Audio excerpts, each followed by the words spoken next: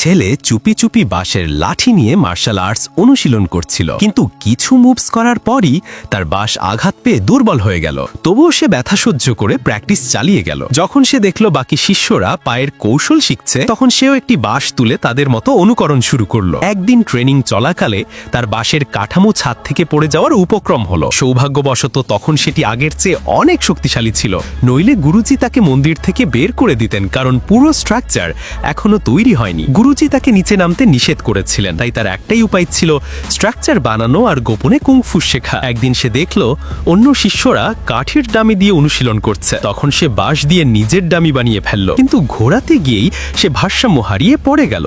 পরে দুই হাতের ডামিকে আঁকড়ে ধরল। গুরুজি সবকিছু দেখে ফেললেন এবং তাকে মন্দির থেকে বের করে দেওয়ার হুমকি দিলেন। ছেলেটি বলল, আমি মাটিকে একটুও ছুঁইনি। রাগে গুরুজি ডামিকে লাথি মারলেন এবং সেটি দ্রুত ঘুরতে লাগলো। তিনি চ্যালেঞ্জ দিলেন, এটি থামিয়ে দেখাও, কিন্তু সুযোগ বুঝে ছেলেটি আবার ছাদে উঠে গেল। কিছুদিন পর সে পুরো মন্দিরে ঘিরে বিশাল বাঁশের কাঠামো তৈরি করে ফেলল।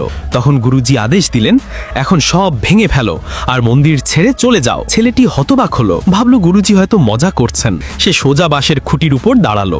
গুরুজি খুঁটি সরানোর চেষ্টা করলেন, কিন্তু সে দেয়াল আঁকড়ে ধরে দাঁড়িয়ে রইল। গুরুজি আবার জোর দিলেন, তবুও সে ভারসাম্য রেখে ছাদে ফিরে এলো।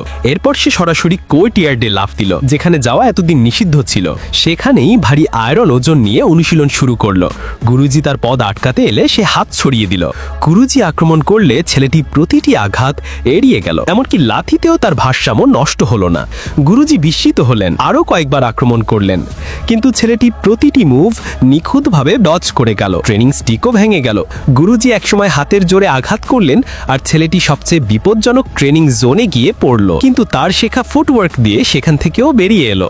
তবুও গুরুজি শেষে বললেন, তুমি অনেক শিখেছ, কিন্তু তোমার স্বভাব এই শাওলিন মন্দিরের সাথে মেলে না, তুমি এখানে থাকতে পারবে না।